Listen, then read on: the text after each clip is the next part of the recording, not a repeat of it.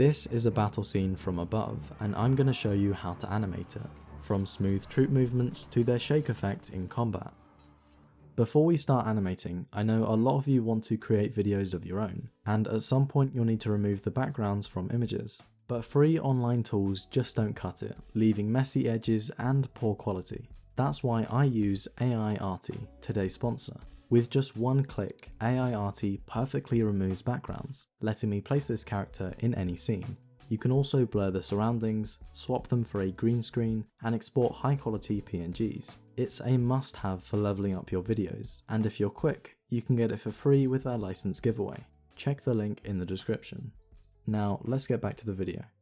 First of all, you need the units themselves, and if you don't know how to do that, you can watch this video here.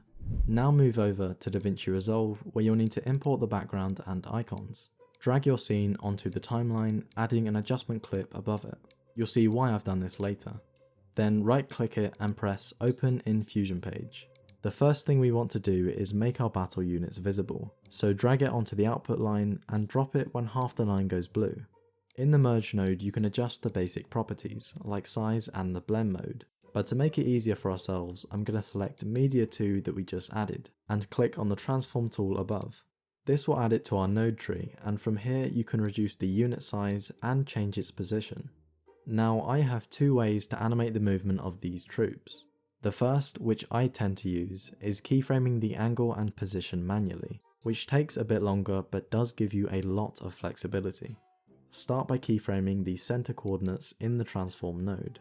Move the playhead forwards and then drag your unit to another position. This will create a keyframe and you'll see it now moves from one side to the other. But what if you want a curved path to show flanking maneuvers?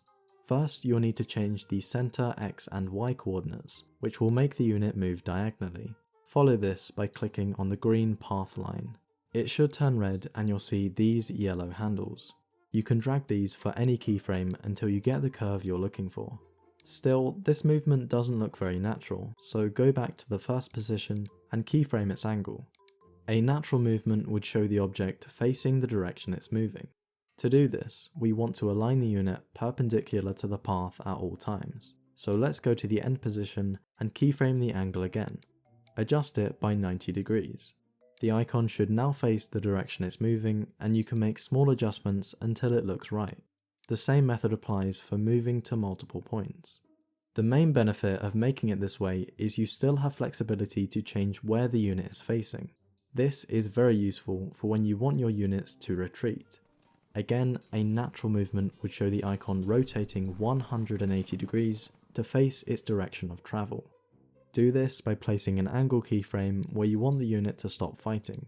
Move the play slider a few seconds forwards, and then keyframe the position and angle. Rotate this until it's facing the other direction. Finally, move further down the timeline and keyframe the position again, showing the unit moving off the battlefield. If you want this movement to be smooth, just open the spline section at the top. Select all your keyframes and press S. Just to recap, your scene might look like this. The battle unit moves to engage the enemy.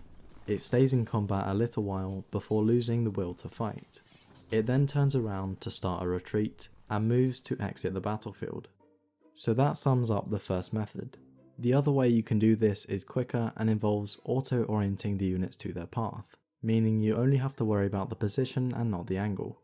It does have a downside though, and I'll show you that in a second. Start off by selecting the transform node and keyframing the position. Move your playhead forwards and drag the icon to a different location, creating another keyframe.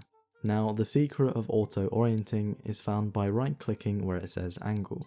Press connect to and hover over the path you just made. Click on heading. Your icon should now change its angle based on the path direction. That being said, there's a chance it won't be angled perpendicular to your path, and you can fix that by going to modifiers in the inspector. Change the value of the heading offset. As you can see, that was a lot faster than before, and it will be more accurate. The problem lies with turning around retreating units.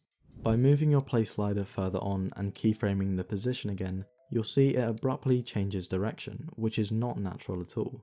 To make matters worse, you can't change the angle because it's locked to move with the path. You see I'm clicking the angle wheel and it's not doing anything at all. So how do we fix this?